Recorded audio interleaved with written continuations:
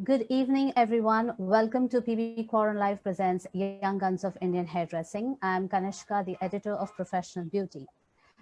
It gives me immense pleasure to welcome you here for this discussion on developing and nurturing young talent in the salon. Yesterday, we had a riveting discussion on how young hairdressers can participate in hair competitions and prep for it. And today, we go a step further to discuss how they can be developed and nurtured and groomed while they work on the salon floor. Joining me today on this panel are our esteemed speakers. I would like to introduce them to you. Beginning with the industry veteran, Ms. Nalini Nagaemvala, founder of Nalini and Yasmin Salon. Welcome on board, ma'am. It's lovely to have you. You are on mute, so can you please unmute yourself?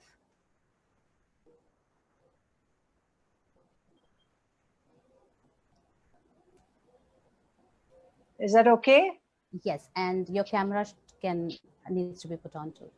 Okay. Thank you so much for joining us today, ma'am. Yeah. We also have with us Swati Gupta, Creative Director of Bodycraft Salon. Welcome, Swati.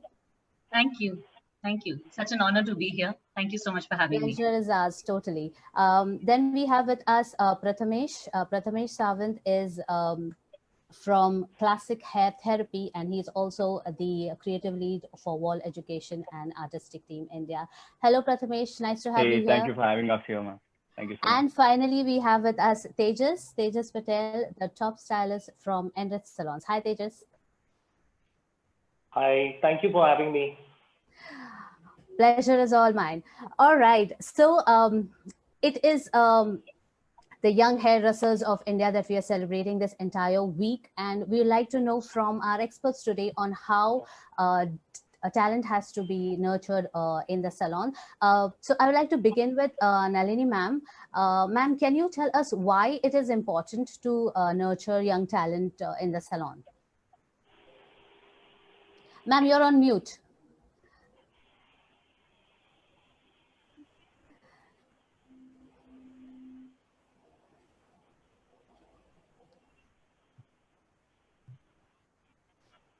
If you could just click on the... I did it. Okay.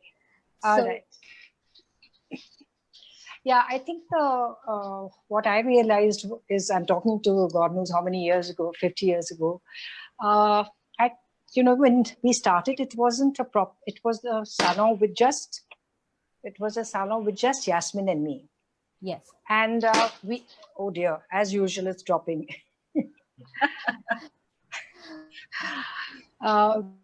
Just the two of us. Now we had to develop the salon if we wanted to have a proper salon. It was just not going to be enough, the two of us cutting hair. Yeah. So as we got to know, funny enough, it's through our friends that we started our training and getting people into the salon to do the kind of work that we did.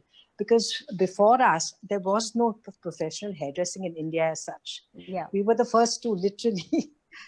So it's through friends who joined us, and luckily for one of the girls who had trained in the US as a hairdresser joined us. That's how we started developing.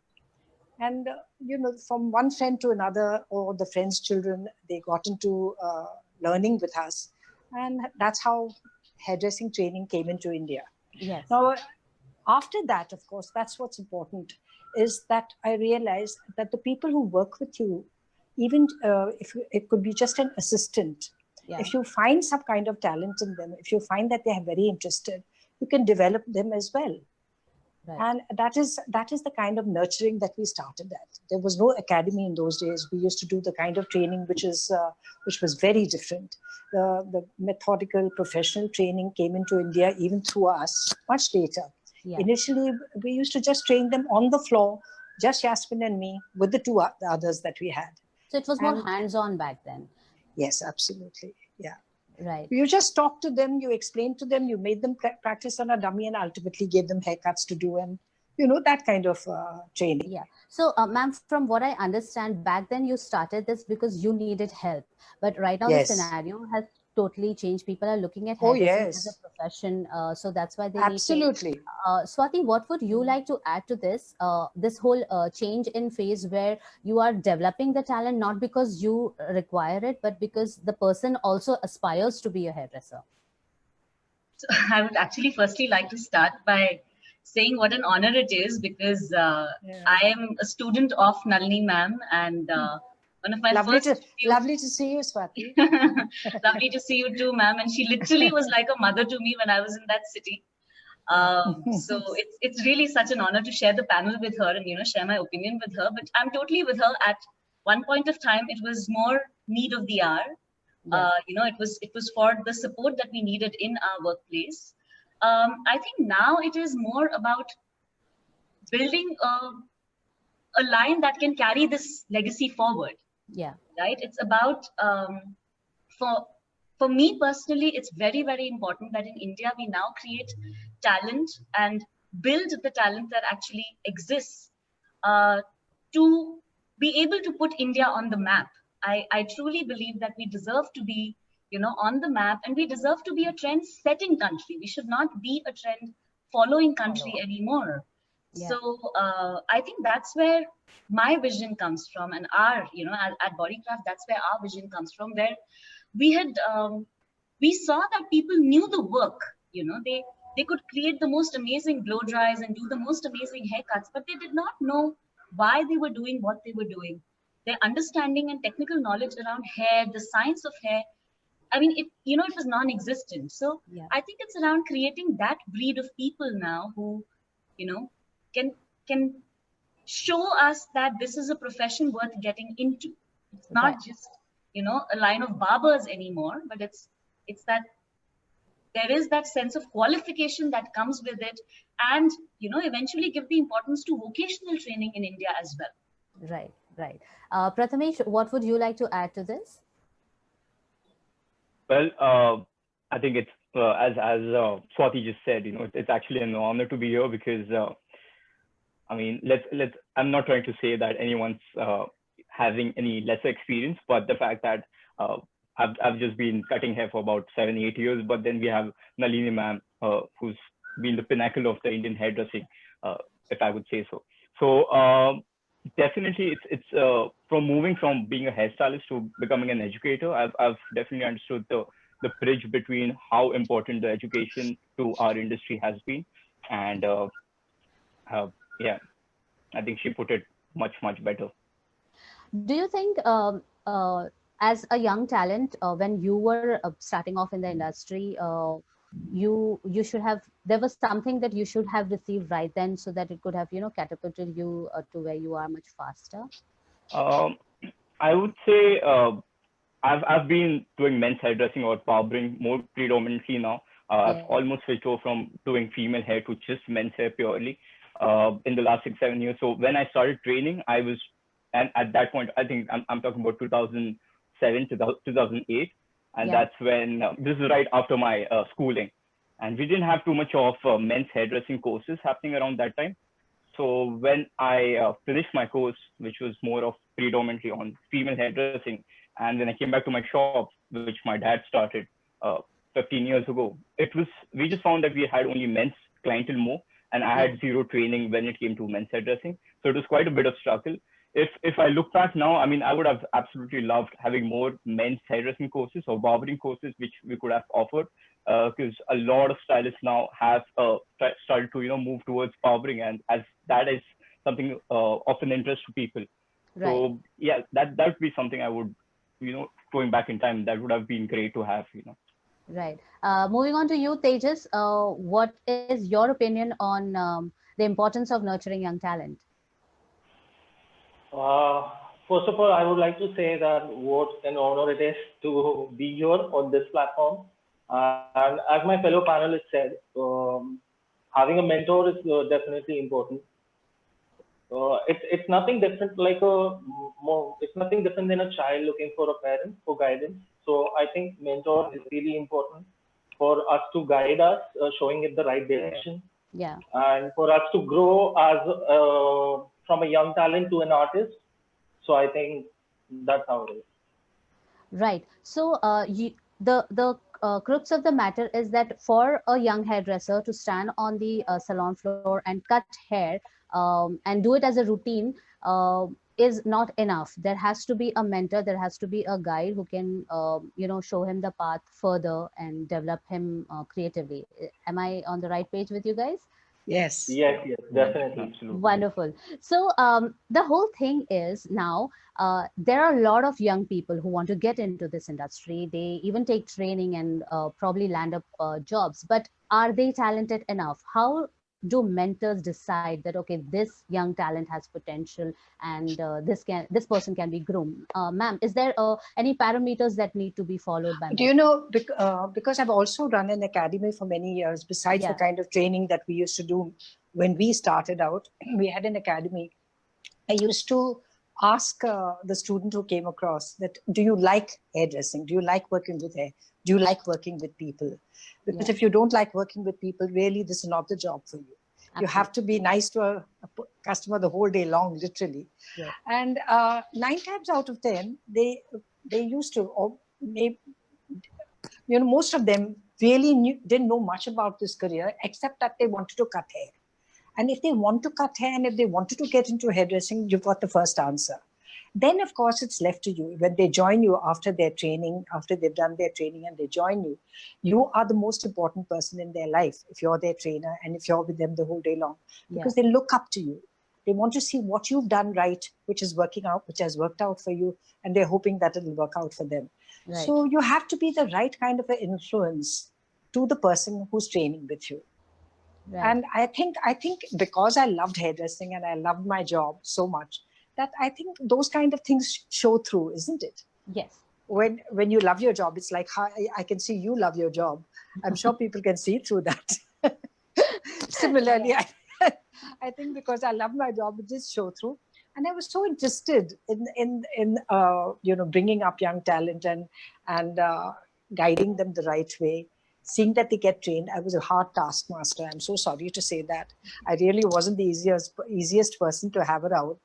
But then again, there was an advantage to it. I've seen such wonderful hairdressers having trained with us and worked with us.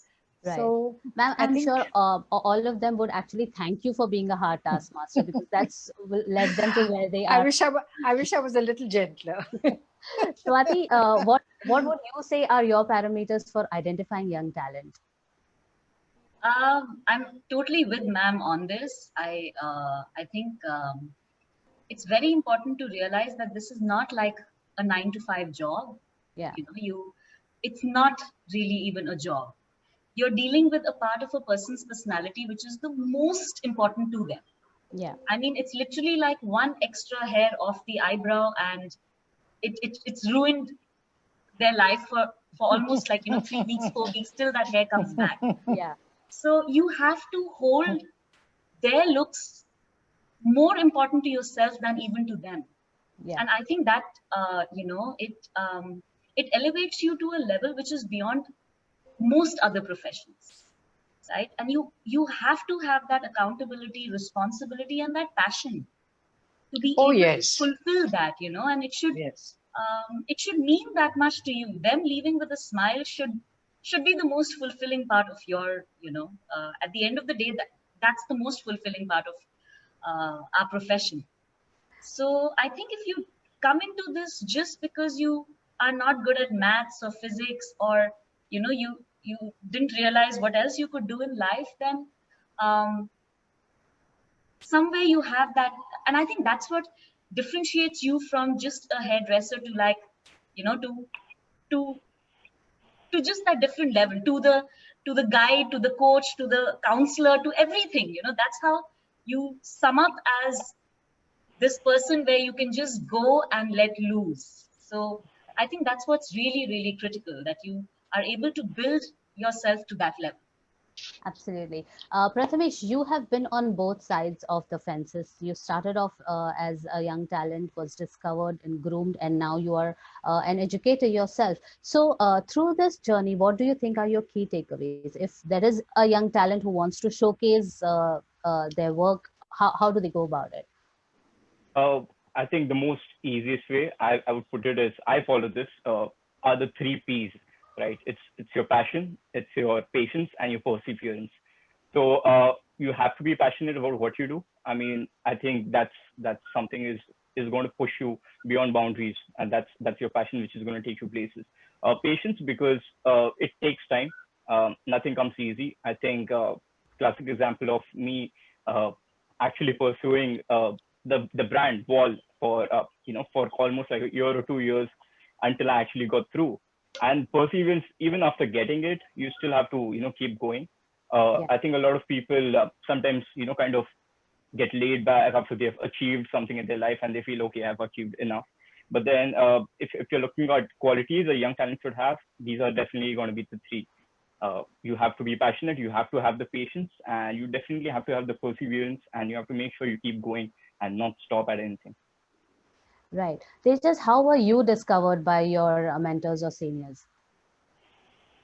To be honest, I was a complete outsider to this industry. I was just studying back then. I joined, I took the course up, and it was not something I always wanted to do. It was not like a dream of mine to do this, but I just took the course up, and while I was doing my course, that's when I discovered my passion for it. So that's when I actually started enjoying it, and Enrich was one of the biggest brands. It is still one of the biggest brands in India.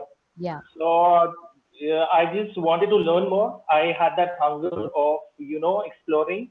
I wanted to learn from the best, and that's the reason I joined Enrich. And in the beginning, as my fellow panelists said, that it takes a lot of patience. So I remember for the first 4 months not doing anything at all on the floor, like just sitting there and observing all my team members.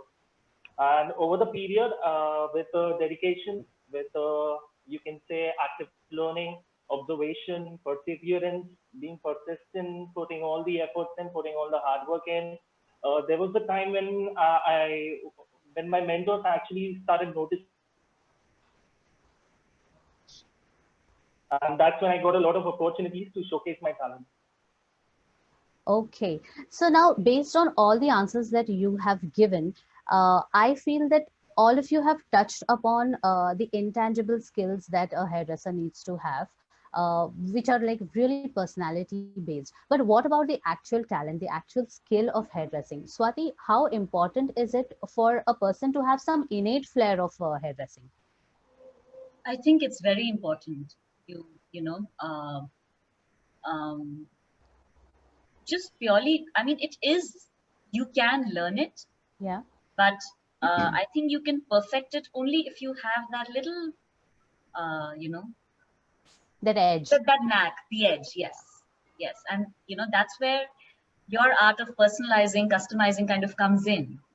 Right. So I think, again, that's what differentiates you in any profession, right? So I think it is important. It definitely is. Yes. Ma'am, do you agree with her that there has to be some innate skill in hairdressing?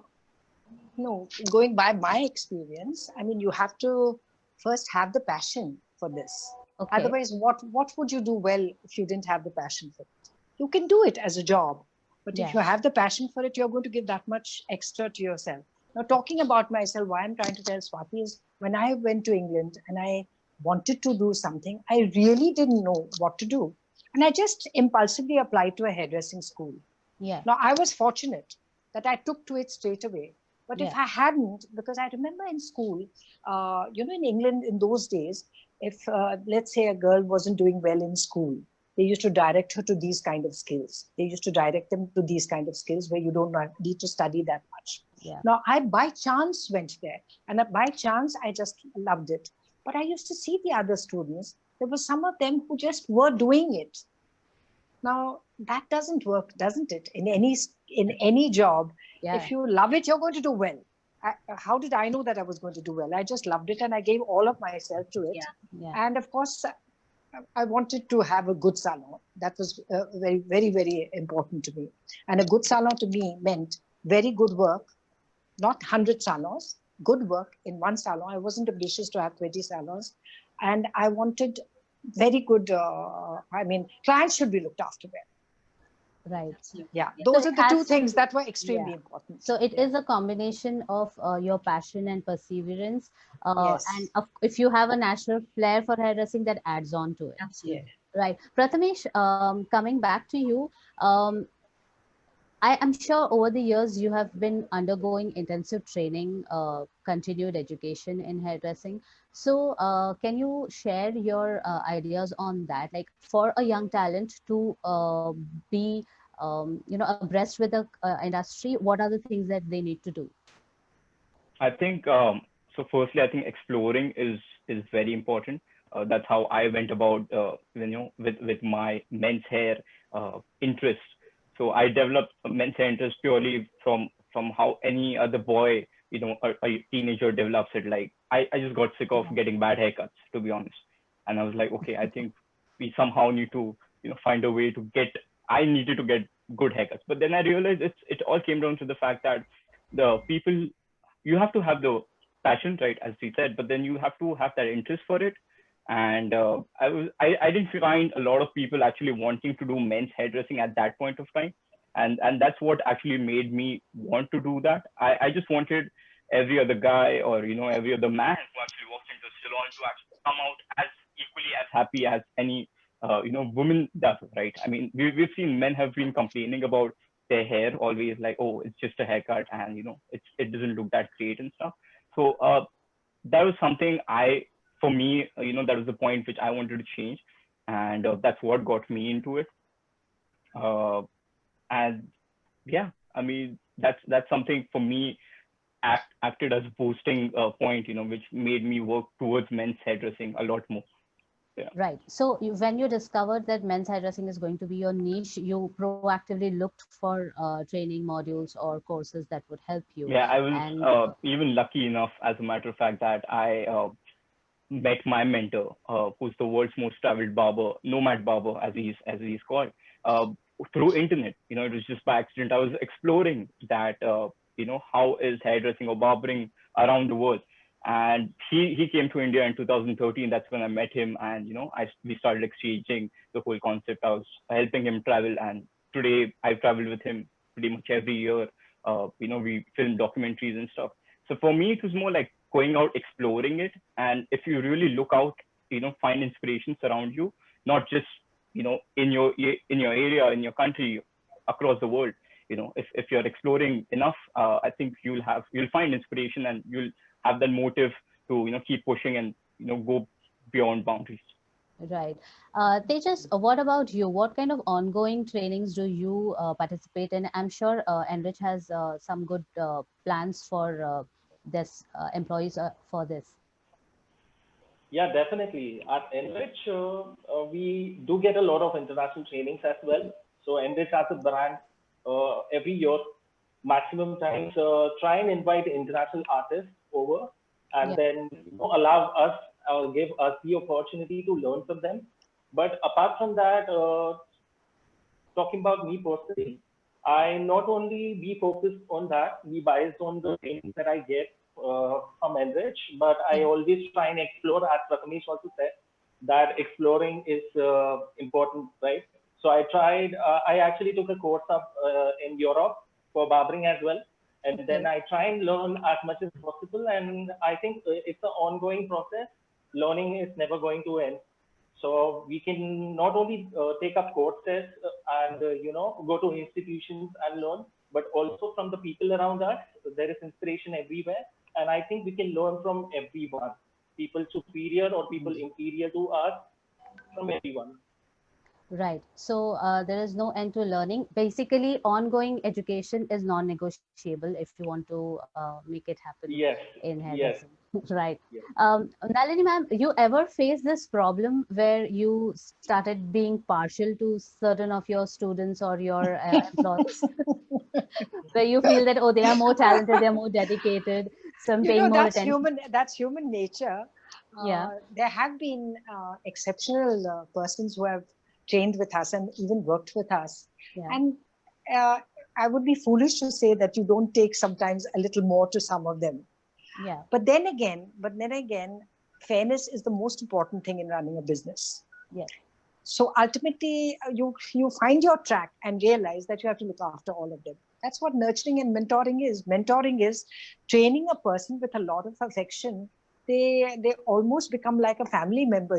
At home they're with their parents who are mentoring them. Here they're with you the whole day long. You have to look after them kindly and train them along the way.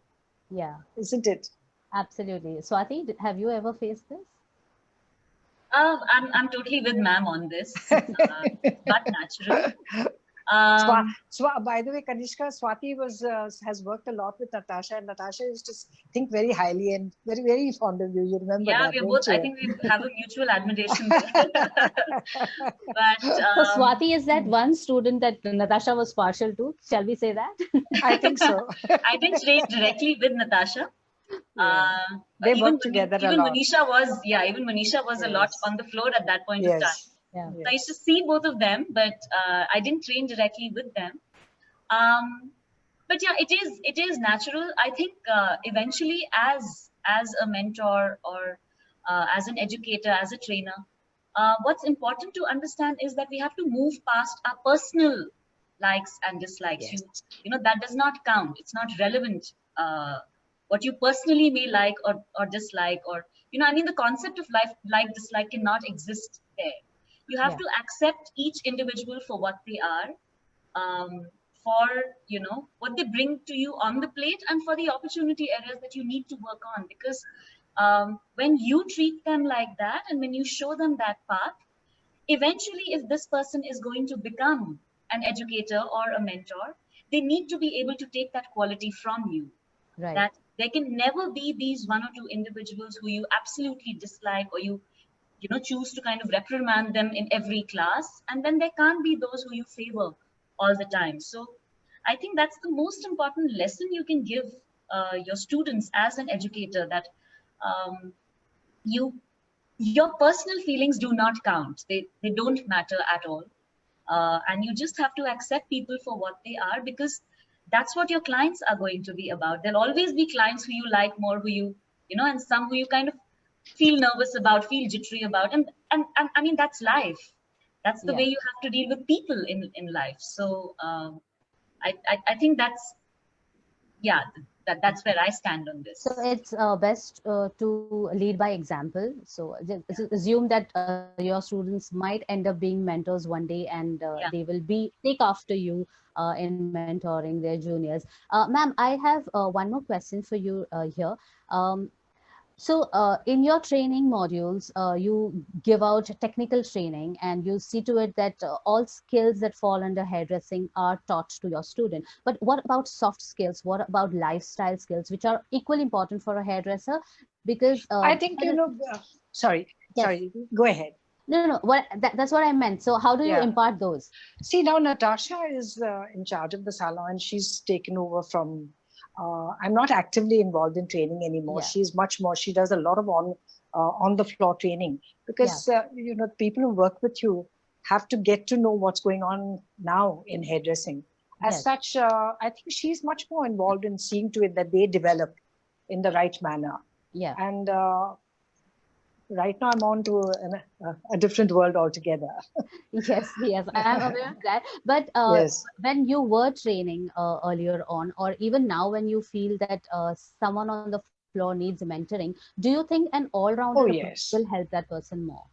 Yes. But then again, you have to realize, being an individual, sometimes there's some hairdressers who take to a particular part of the job. There's some who are passionate about, say, the technical skills. Some who just love hair cutting, some love styling. So there's so many aspects to our careers. And you have to see what they're good at, what they're showing an inclination towards when you're mentoring them, and encourage them in that.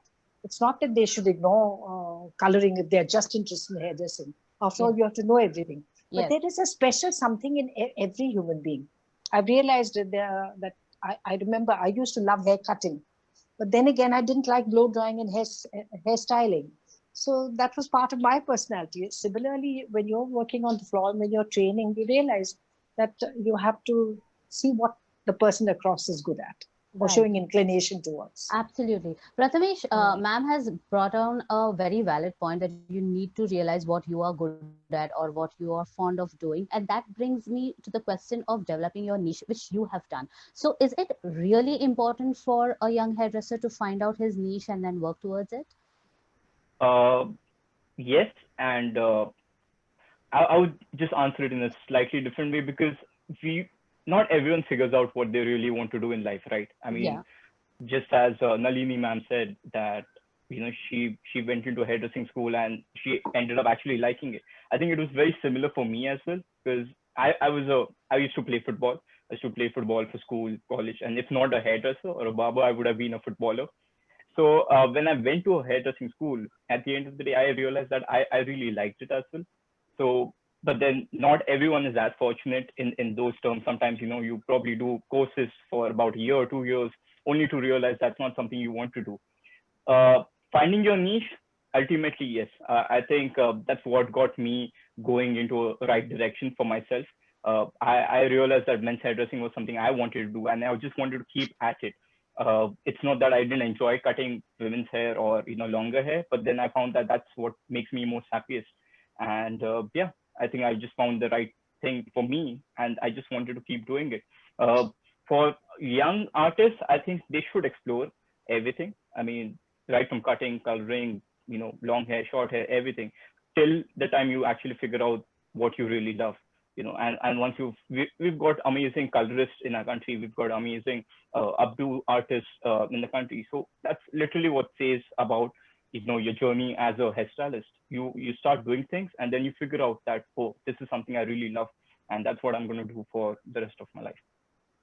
Right. But do you think the Indian artists are a bit slow in adapting to this? Because out there in the West, if you look at the US or UK, stylists there develop their niche pretty early on, and then they kind of spend 20, 25 years doing just one thing, like coloring or men's hairdressing. So what is the right time to find out your niche? Or is there such a thing as working only in your niche?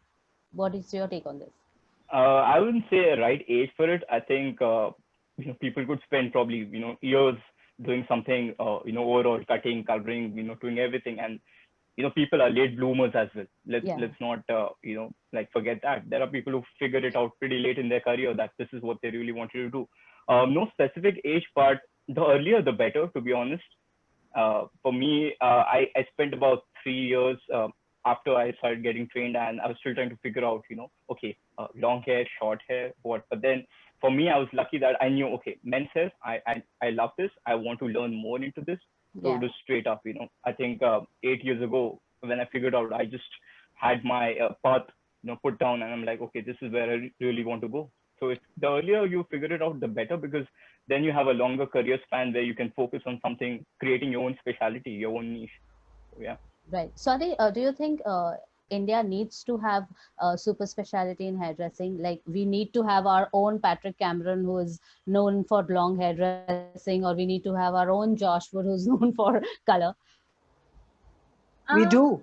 We do, but I mean, honestly, I don't feel there's any harm in being like a jack of all trades. Okay. I think it's great to have a hairdresser who kind of has a skill in color and cut and can understand styling as well. And we, in our own team, do have people who carry all the skills and do it brilliantly.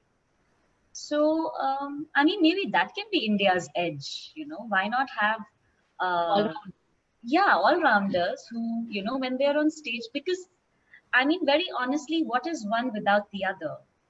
What is a great haircut without being supported with a really great style? So, I mean, of course, it's great if you have that specialty and you get known. Like, I mean, Patrick Cameron is a legend. Yeah. Right? But I just feel that there is nothing wrong if you just like every aspect of it. If you just like hair, then I mean, even that's okay. Right. So whatever works for you, basically, because it's a very personalized thing. If you discover your niche, well, if you don't, then just keep on doing whatever you are doing. Tejas, how about you? Have you discovered what your niche is? I have, but I still don't want to be restricted on that. I think discovering your niche can only happen when you're willing to explore, as Swati also said, when you're ready to do all things, when you Right. become an all-rounder. So I think initially it's really important to be versatile, and then probably in the future, as it all builds up, you can, excel at one thing.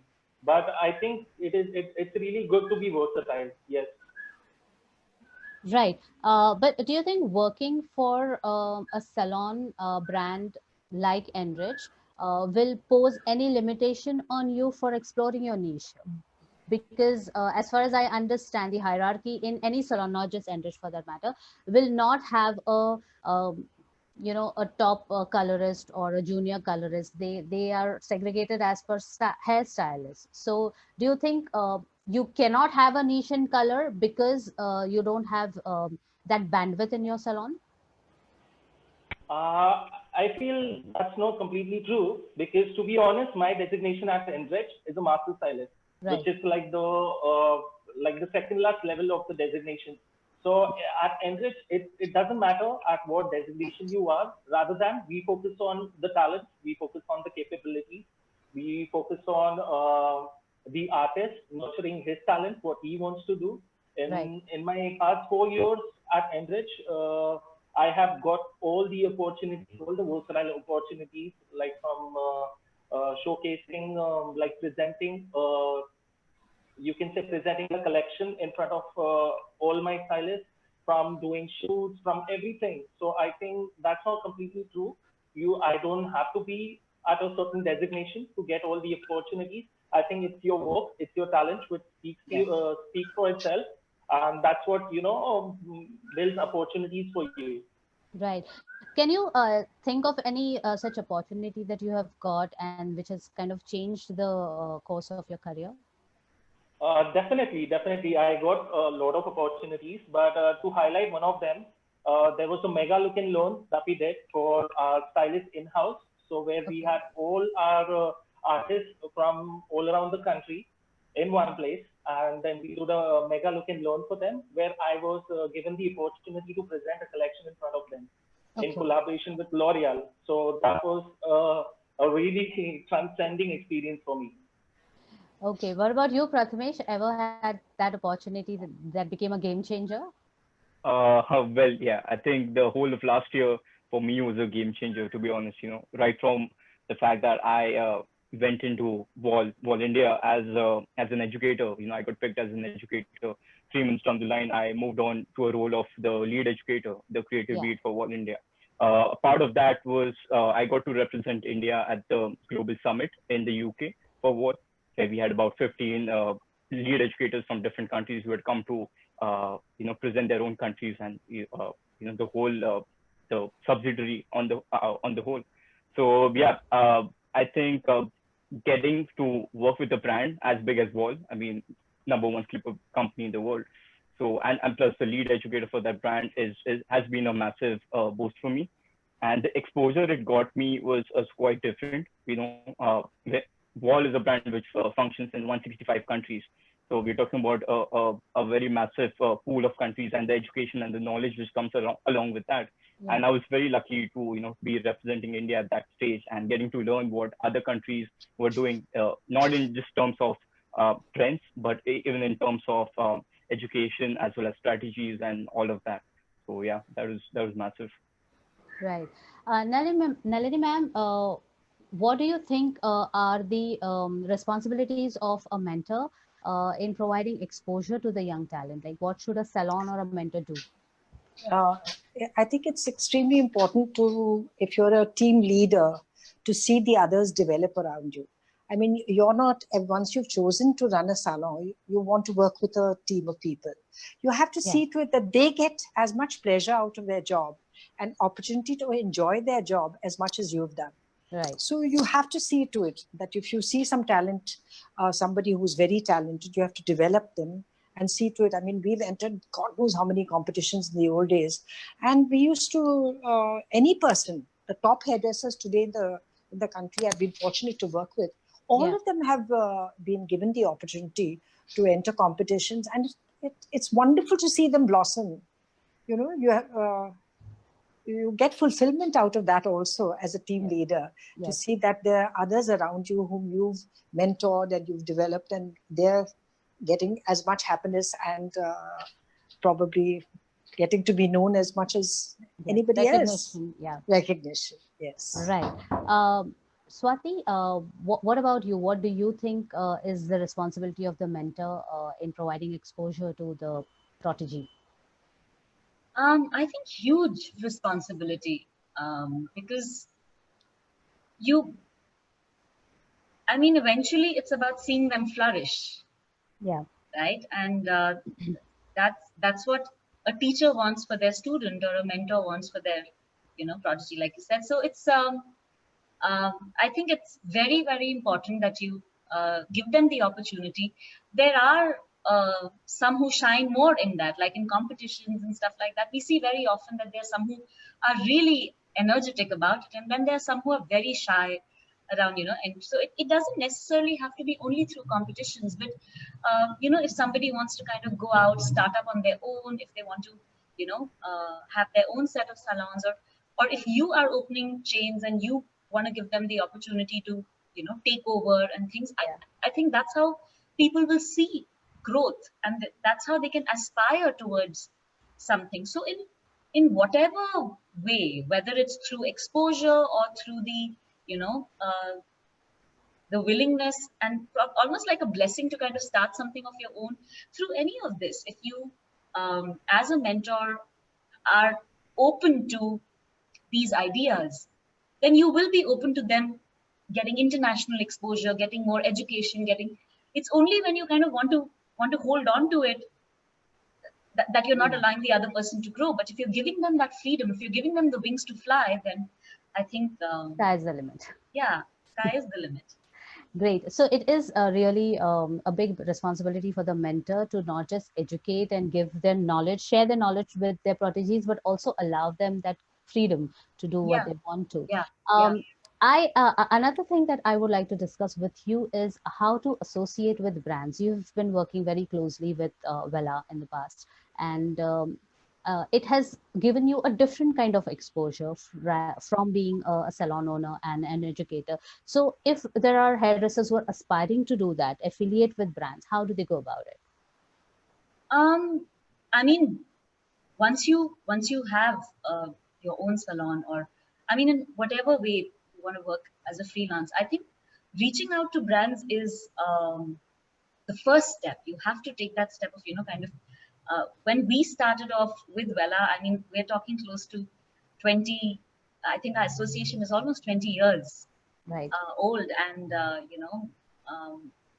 we were one of the very few salons in Bangalore at that point of time. And Mom met them, and, we kind of, after that, it just clicked and it just stayed.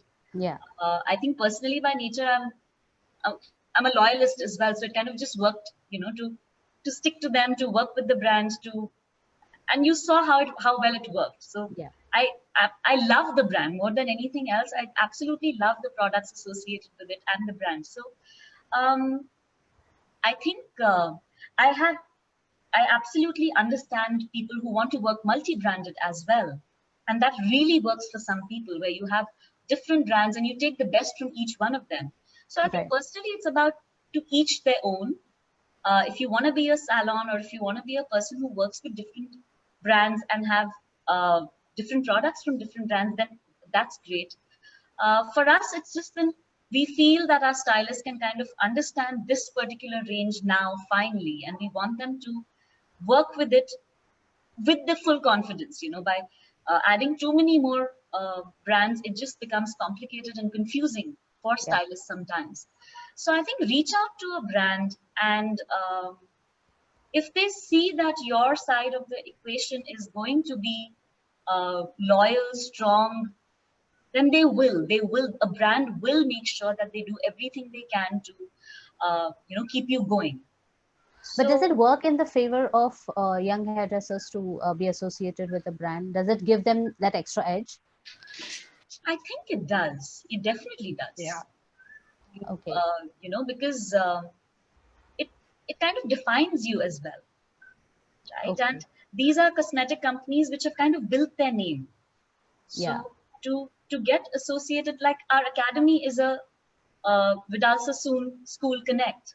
Right. And the reason why people are coming to study with us is because they want to have the certification from Vidal Sassoon, which is huge, right? Yeah. So I think I think it definitely matters. You need to have that certification proving that, you know, even at a time like this when we are going through all that we are, what's giving people and places the edge is if they are saying we have a dermalogica certification, or we have, you know, that's what's working. So Yeah. I think it definitely helps. The brand name does add value. Yeah, To it whatever definitely you're doing. does. Yes. Tejas, what's your take on this? Have you ever aspired to be affiliated with a brand?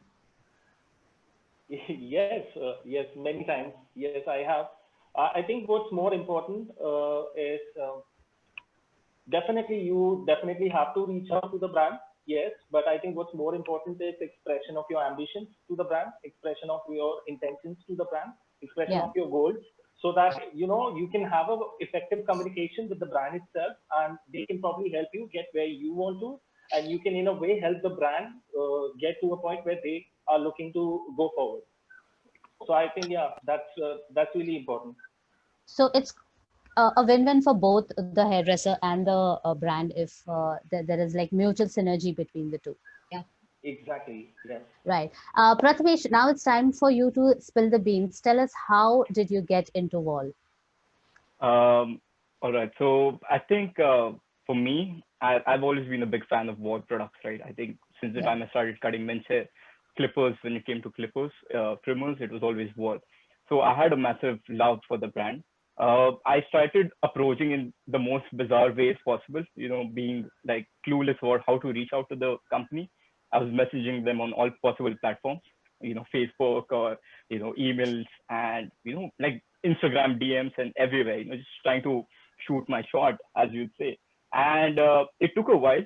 Honestly, I never got a response back.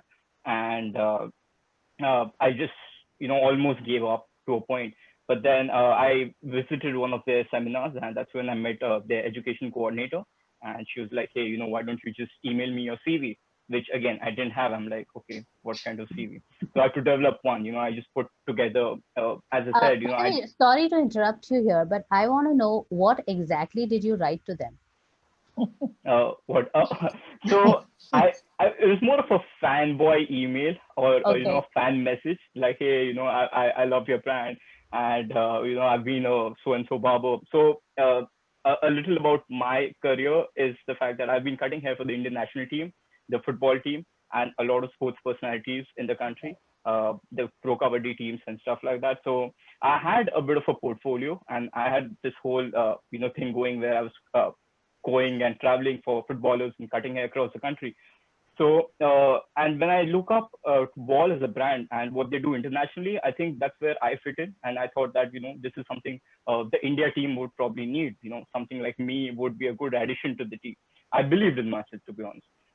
And yeah, so there were messages. I went, I met them, I created a CV, put in my work portfolio. The next thing you know, I finally got a call back and they asked me to come in for an interview. After Okay. giving an interview, you know, I had to go through a skills test as well. So, you know, we had a education coordinator from Southeast Asia who came in, who interviewed me. I did I've never been an educator before this, so I kind of had a struggle on actually how to teach, because that's something I never did before. So for me, that's where the brand nurtured me as well. They actually taught me how you can actually teach. So apart from being a good stylist or a good barber, you have to become a good educator as well along with that. So that's something I developed, you know, while I was on the job. So yeah, I mean, you have to take your chances. You have to, you know, at the end of the day, you know, try out and some way try to reach out to the brands. At the same time, I would say scouting is very important for brands as well, because I, as a, you know, young enthusiastic barber, thought that, you know, hey, I need a chance. You know, I want to go out and showcase my talent. So Yeah. it would be a suggestion to the brands as well that they should be looking out for such talents at the same time. And for young artists, you know, you have to be patient. You know, there are a lot of opportunities out there. So don't restrict yourself. Don't beat yourself down that, oh, so and so brand didn't work out or whatever, because you have a skill at the end of the day. You're going to function at the same rate, but the brand is also getting something out of it. It's a two-way relationship. Yeah. It's not just you who's getting the exposure. At the same time, your face value or your work value is adding to the company as well. So believe in yourself, to be honest. I mean, just try to do what you do best, and just keep doing it. And I'm sure the brand affiliations will just come in. If your work speaks for itself, I don't think you'd have much trouble to really go and approach people so hard and fast as I did. Right. So not just about wall, but what kind of exposure can a young artist expect once he affiliates himself with a brand? I think once you are connected to the brand, again, your face value just rises up. You are on different platforms. You're exposed to different people around the industry as well. I for instance, I was pretty low profile barber who used to just cut men's hair, and not a lot of people knew about what I do. Like even now, cutting hair for the Indian football team, which for me is a big achievement. I mean, so all of this couldn't go out after a certain point. That's where the brand helps as well. The brand puts you up to a platform where you could come and showcase your skills. I was at so for instance, so the Professional Beauty Mumbai last year. I remember this is quite big for me, because I remember paying for the ticket to enter that show last year. No, the year before last year. To the fact that the next year I was performing on the main stage for Wall as the lead educator. So it's brands do change quite a bit for you as well. But then at the end of the day, it's your skill set as a young artist. So you don't have to forget that. You keep pushing on your skill, and you will make it in places for sure. Right. That was a very good example that you just cited. Now, before we wind up the session, there is something that we need to give out to all those aspiring hairdressers who are looking for mentors, and all those mentors who are prepping up their teams. So beginning with you, ma'am, what kind of advice would you like to give to mentors who are currently mentoring their team? Anybody who leads a team and who's mentoring a team has to have interest in the team that they work with. Yeah. That is, you just cannot give up. Yeah. You have to be constantly interested in developing them, in seeing to it that they become good artists, good hairdressers. I think basically it's your interest in education and the person you're working with. You've just got to see that they develop. That's what I wanted, and I got it over there when I learned in England. That's what I got, and I think that stayed with me. I wanted to, when I was training over there, I saw what sort of education that they imparted to in the schools, or the way they worked.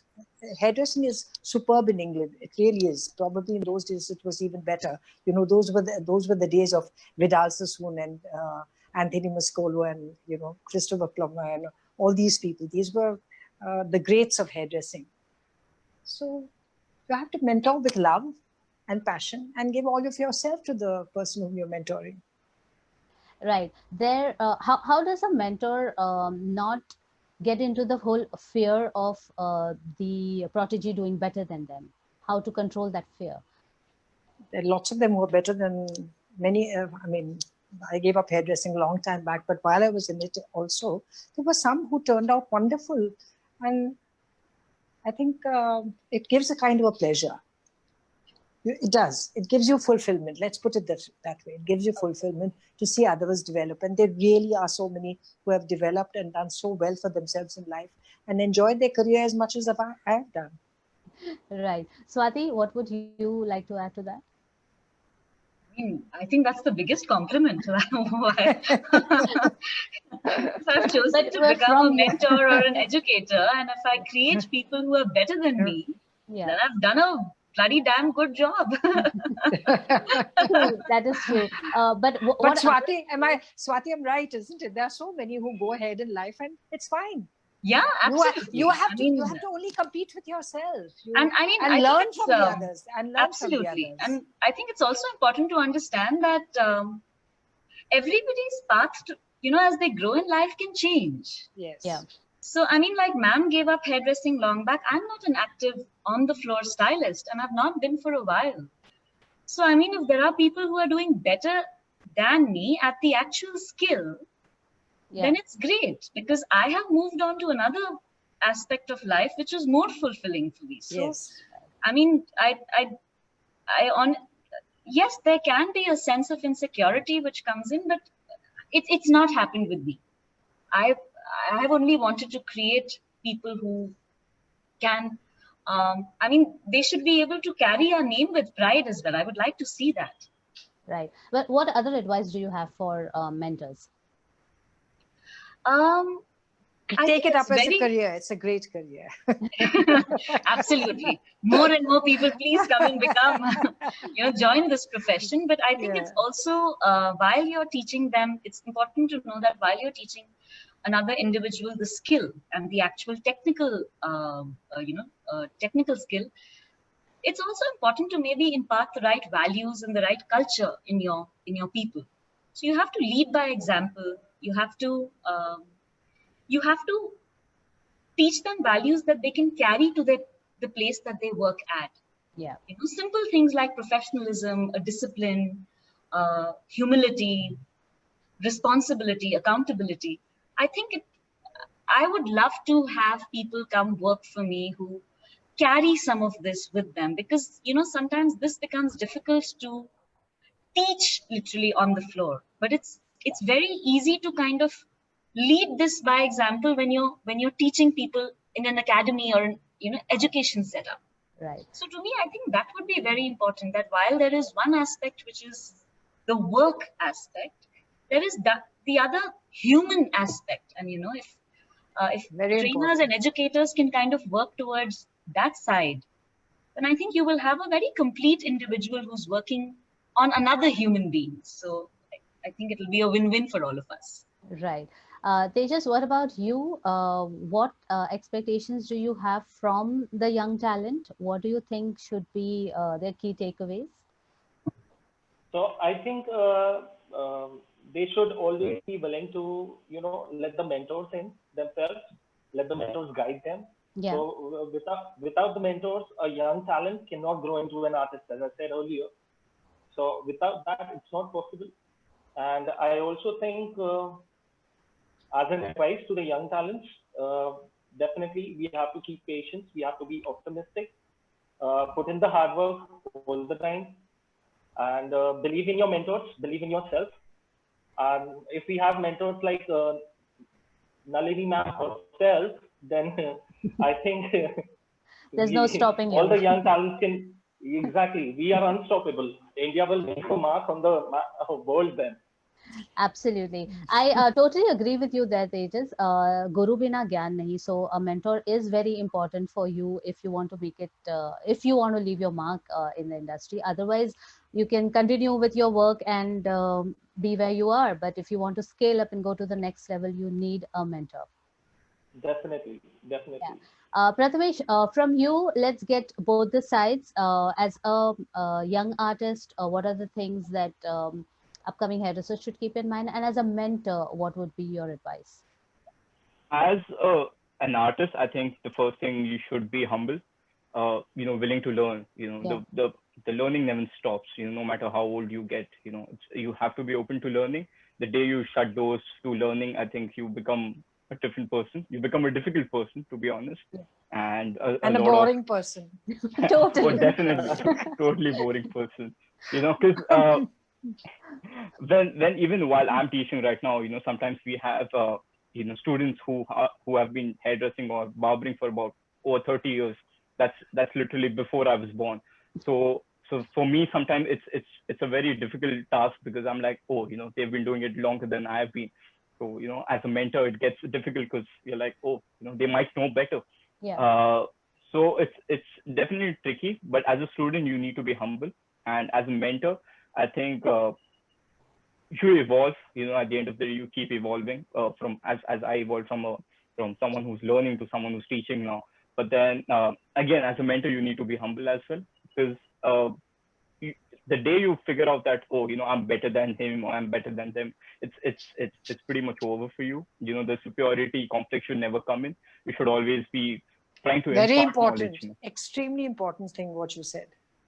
Because at the end of the day, people are looking up to you, and it's not just for the skills. It's beyond, above and beyond everything. They're looking at you as a role model sometimes, and how you take put up with yourself, how you showcase your work, how you talk to people.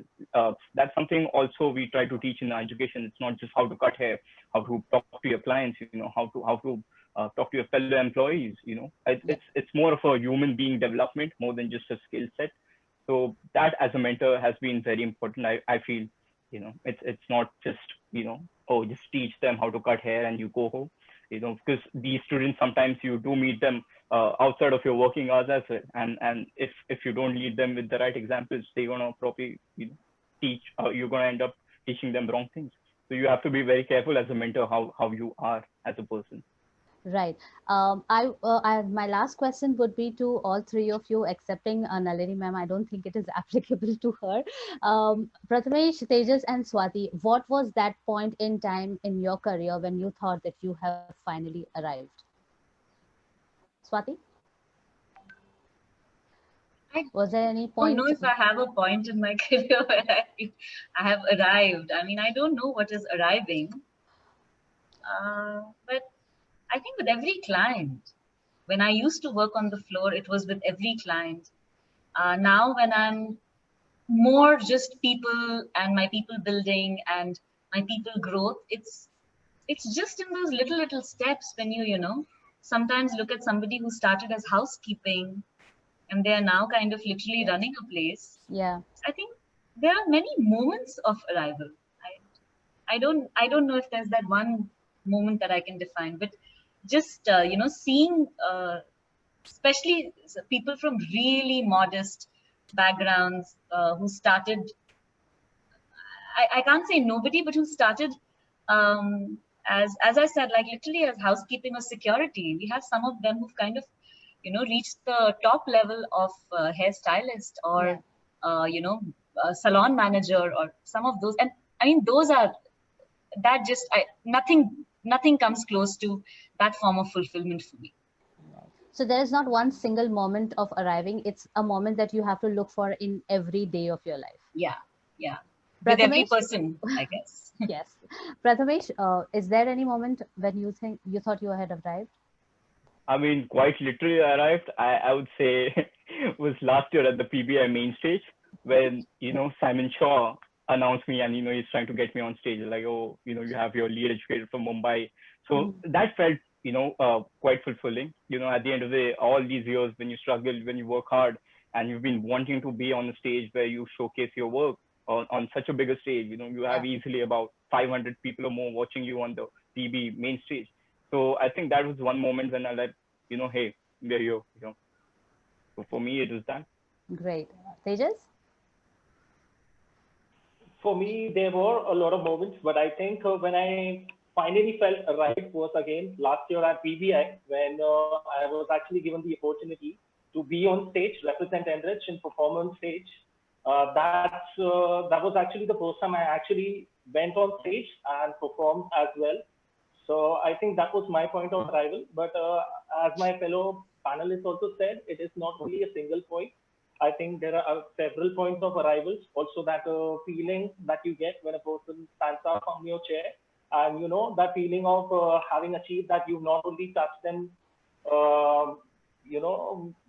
physically, but psychologically, emotionally, you have transformed them in a way. I think that's the most exciting point of arrival for me, to transform someone in all aspects. Right. Great answer, Tejas. And I'm glad that professional beauty has been so instrumental in your career paths. Really glad for that. So with that, we come to the end of the session. And before we say goodbye, Nalini ma'am, is there something that you would like to say, like parting words before we end the session? Three great panelists. It was lovely listening to them. And today's hairdressers, I could see the passion in all three. Yes. And their love for their job. And that's all you need. So if you choose this career, if you ever choose this career, we're there. People like young persons like these are there to guide you and make your career that much more beautiful.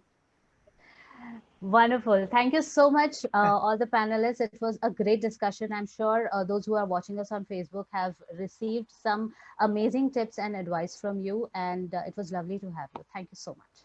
Thank you. Thank you, so much. Kanishka. Thank you, very guys. much.